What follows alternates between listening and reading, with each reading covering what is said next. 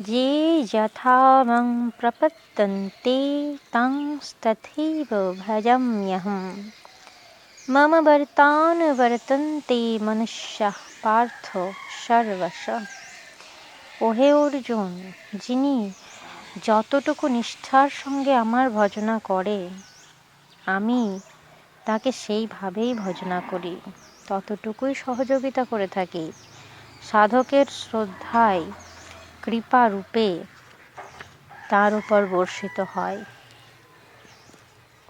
এই রহস্য উপলব্ধি করে জ্ঞানী ব্যক্তি পূর্ণ সমর্পণের সঙ্গে আমার মতানুযায়ী কর্মে রত থাকেন। আমি যেমন আচরণ করি আমার প্রিয় ভক্তগণও সেই আচরণ করেন। আমি যা করাই তাই তাঁরা করেন।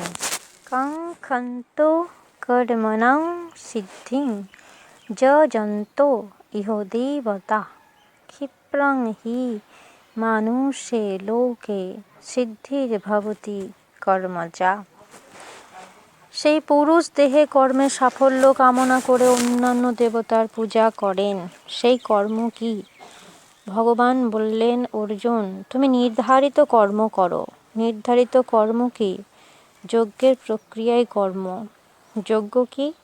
সাধনার বিধি বিশেষ, যাতে নিঃশ্বাস প্রশ্বাসের আহুতি ইন্দ্রিয় সমূহের বহির্মুখী প্রবাহকে সংযমাগ্নিতে হোম করা হয়, যার পরিণাম পরমাত্মা।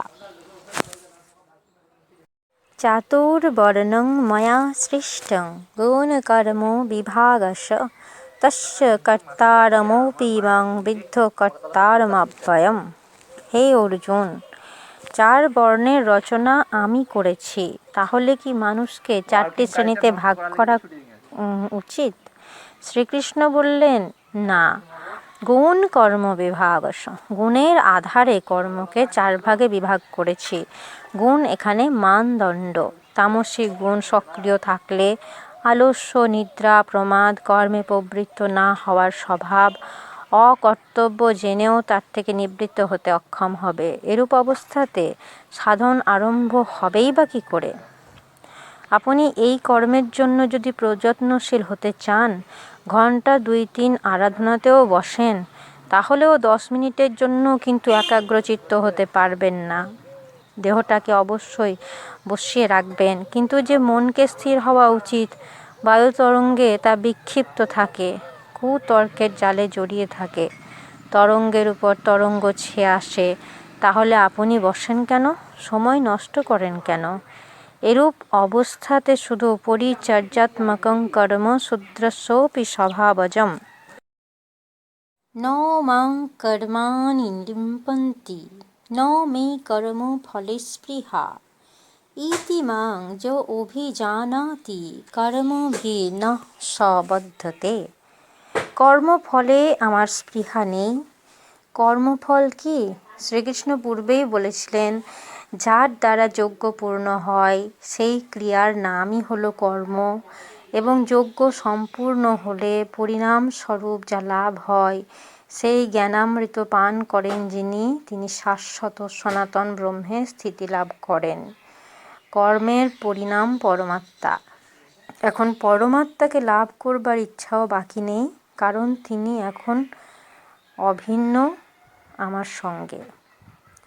আমি অব্যক্ত স্বরূপ, তাঁরই স্থিতিযুক্ত।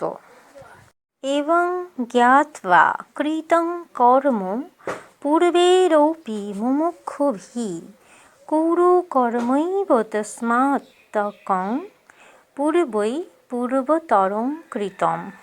অর্জুন, প্রাচীন মুমুক্ষুগণও এই প্রকার জেনেই কর্ম করেছেন। কি জেনে?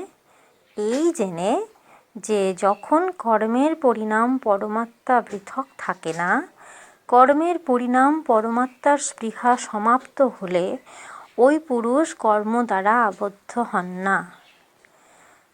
শ্রীকৃষ্ণ এইরূপ স্থিতিযুক্ত, সেই জন্য তিনি কর্মে লিপ্ত হন না।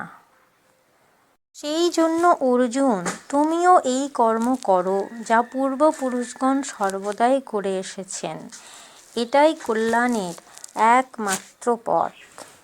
কিং কর্ম কিং কর্মেতি কবয়ো অপত্যর মোহিতা তত্তে কর্ম প্রবক্ষ্যামি যৎ জ্ঞাতা মোক্ষস্য অশুভাৎ। কর্ম কি, অকর্মই বা কি, এ বিষয়ে বুদ্ধিমান পুরুষগণও মোহচ্ছন্ন। সেই জন্য আমি সেই কর্ম কি তা তোমাকে স্পষ্টভাবে বলবো, যা জেনে তুমি অশুভাৎ মোক্ষস্য অর্থাৎ সংসার বন্ধন থেকে সম্পূর্ণরূপে মুক্ত হবে। কর্মই সংসার বন্ধন থেকে মুক্ত করে। কর্মণ্য ঔপি বদ্ধব্যং চ বিকর্মণঃ অকর্মণশ্চ বদ্ধব্যং গহনা কর্মণো গতি। কর্মের ও অকর্মের স্বরূপ অবগত হওয়া আবশ্যক এবং বিকর্ম অর্থাৎ বিকল্প শূন্য বিশেষ কর্ম যার আচরণ আপ্ত পুরুষগণ করতে সমর্থ হন তাও অবগত হওয়া আবশ্যক, কারণ কর্মের গতি দুর্ভেদ্য। কর্মণ্য কর্ম য পশ্যেৎ কর্মণি চ কর্ম যঃ স বুদ্ধিমানঃ মনুষ্যেষু স যুক্ত কৃতস্নঃ কর্মকৃৎ। যিনি কর্মে অকর্ম দেখেন, কর্মের অর্থ আরাধনা অর্থাৎ আরাধনা করেও নিজেকে কর্তা বলে অনুভব করেন না, বরং গুণত্রয়ী আমাকে চিন্তনে নিযুক্ত করে আমি ইষ্ট দ্বারা সঞ্চালিত এই রকম অনুভব করেন, এবং যখন এই প্রকার অকর্ম দেখার ক্ষমতা এসে যায় এবং নিরন্তর কর্ম হতে থাকে, তখনই বুঝতে হবে যে ঠিক পথে কর্ম হচ্ছে। তিনিই বুদ্ধিমান, মানুষের মধ্যে তিনিই যোগী, যোগযুক্ত বুদ্ধিসম্পন্ন এবং সম্পূর্ণ কর্মের কর্তা। তার কর্মে লেশমাত্র ত্রুটি থাকে না। যস্য সর্বে সমারম্ভা কাম সংকল্পবর্জিতাঃ জ্ঞানাগ্নিদগ্ধকর্মাণং তমাহু পণ্ডিতং বুধা। হে অর্জুন, যিনি সম্পূর্ণরূপে ক্রিয়া আরম্ভ করেছেন, তিনি কর্ম কি তা দেখার ক্ষমতা এলে কর্মে প্রবৃত্ত পুরুষ সম্পূর্ণ কর্মের কর্তা হন, যাতে লেশমাত্র ত্রুটি থাকে না। কামনা এবং সংকল্পের নিরুদ্ধ হওয়াও মনের জন্য জয়ী অবস্থা। সেই সময় জ্ঞানাগ্নি দগ্ধ কর্মাণ অর্থাৎ অন্তিম সংকল্প শান্ত হওয়ার পর যাকে জানি না, জানবার ইচ্ছুক ছিলাম, সেই পরমাত্মার প্রত্যক্ষ জ্ঞান হয়। সেই জ্ঞান লাভের সঙ্গেই সর্বকর্ম সর্বদার জন্য ভস্মীভূত হয়।